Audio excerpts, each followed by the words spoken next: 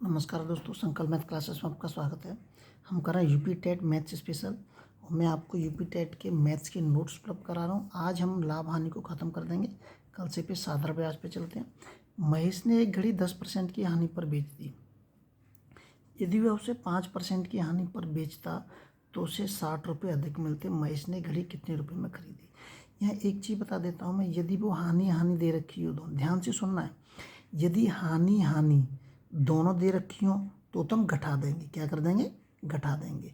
यदि हानि किनको घटाएंगे? दोनों आपस में जो हानि दे रखी है उसको।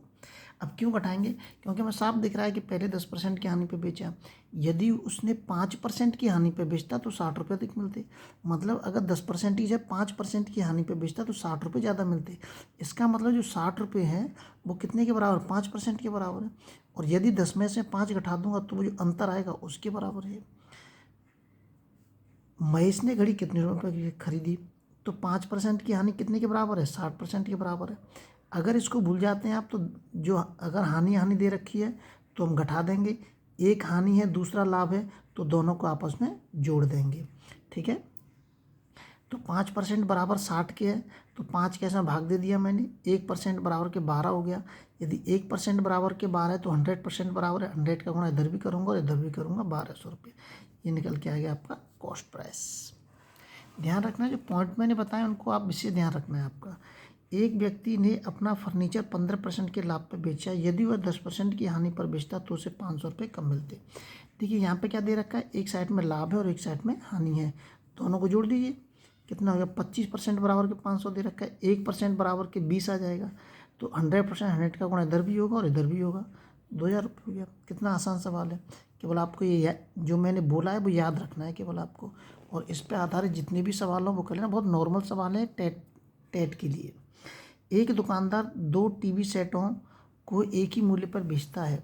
एक पर उसे 20% का लाभ होता है और दूसरे पर 20% की हानि। एक पर उसे, अगर आप चाहें, इसमें देखिए 2 टीवी सेट हैं, ध्यान रखना है। 2 टीवी सेट हैं, उनको एक ही मूल्य पे बेच रहा है, लेकिन एक पे 20% का लाभ, एक पे 20% की हानि। तो थोड़ा सा सवाल चेंज हो जाता है इस जगह पे। देखिए, या ऐसे कर दीजिए, 100 बराबर के एक पे 20% का लाभ हो रहा है, 120 हो गया, एक पे 20% की हानि हो रही है। 2 टीवी सेट है हमारे, तो दोनों को अलग अलग दिखाना पड़ेगा हमें। काट दीजिए इसको, ये भी 5 से कट जाएगा, ये 5 से 6, ये 20 पंजे 100 और 20 छक्के 120, 20 पंजे 100 और 20 चौका 80, 5 25 और 6 चौक 24। मतलब 25 रुपये की चीज़ को वो 24 रुपये में बेच रहा है। एक की हानि हो रही है, किस पे हो रही है? 25 रुपये में। तो गुणा कर दिए, 100 का उत्तर आ जाएगा। यह आप इस सूत्र से हल कर सकते हैं, इस वाले से। अगर इस तरीके का सवाल आता है तो इस सूत्र से हल कर दीजिए। लाभ को प्लस में दिखाएंगे, हानि को माइनस में दिखाएंगे। लाभ हानि को माइनस में दिखाएंगे, काट दीजिए। 4% की हानि हो रही है उसको। अब ये अलग अलग सवाल हैं, ध्यान रखना है। वो 2 वस्तु हैं तो इसलिए दोनों वस्तुओं को अलग अलग हमने दिखा दिया है इसमें। ये जो सूत्र दे रखा है बगल में, ये भी बहुत काम का है, इसको आप याद रखें। एक दुकानदार ने जितने रुपए में 20 कलमें खरीदी उतने ही रुपए में 15 कलमें बेच दी। मतलब दोनों बराबर हैं। कॉस्ट प्राइस, मतलब 20 कलमों का जो कॉस्ट प्राइस है वो बराबर है 15 कलमों के सेलिंग प्राइस के। तो काट दिया हमने, सेलिंग प्राइस कॉस्ट प्राइस के नीचे आ गया, ये 4 इसके नीचे आ गया। कॉस्ट प्राइस 3 है, सेलिंग प्राइस 4 है। इसका मतलब लाभ कितने का हो रहा है? 1 का हो रहा है। प्रतिशत में कन्वर्ट कर दीजिए। प्रतिशत में कन्वर्ट करने के लिए कॉस्ट प्राइस जो 3 दे रखा है इसके नीचे आ जाएगा। 33 से 1/3%। ये दे रखा है, रहीम ने कुछ संतरे इस प्रकार खरीदा बेचा कि 40 संतरों का क्रय मूल्य 50 संतरों के विक्रय मूल्य के बराबर। 40 संतरों का क्रय मूल्य बराबर के 50 संतरों के सेलिंग प्राइस के। अब ये सवाल वही आ गया, काटा पीट करके हानि हो रही है उसको एक किया ना।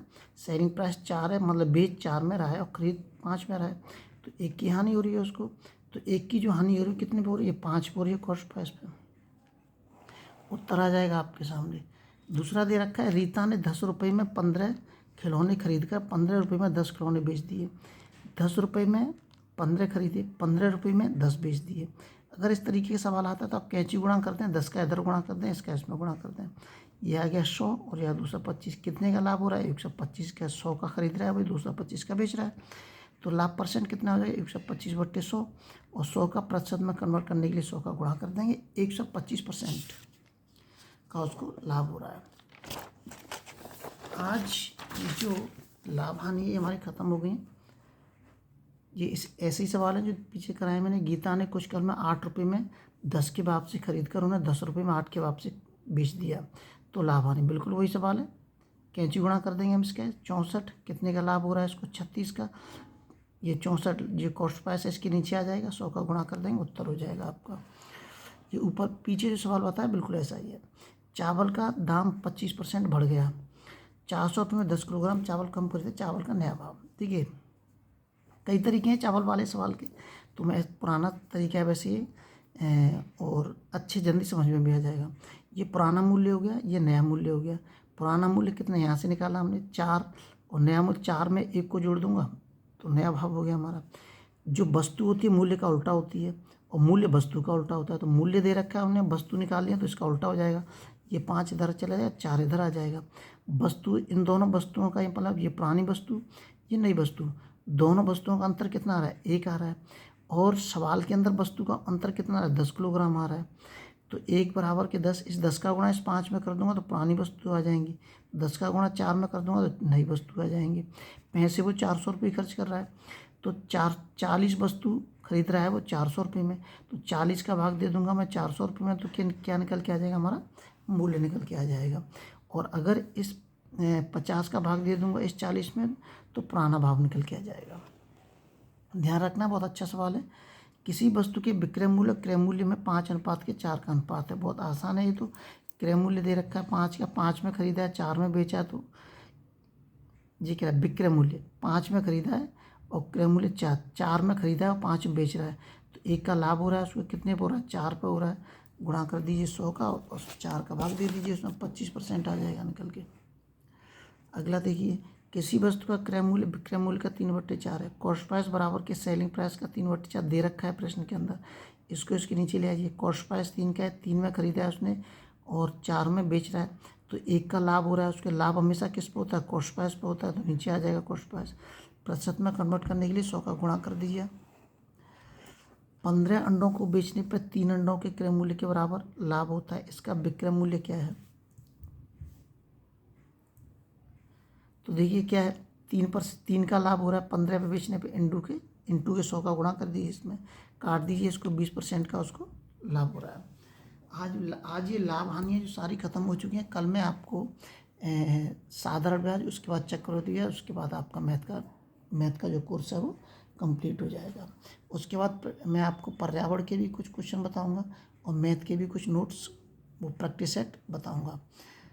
अगले वीडियो में आपसे फिर मिलते हैं। जब तक आप अपने लेवल वीडियो को शेयर और सब्सक्राइब जरूर करें।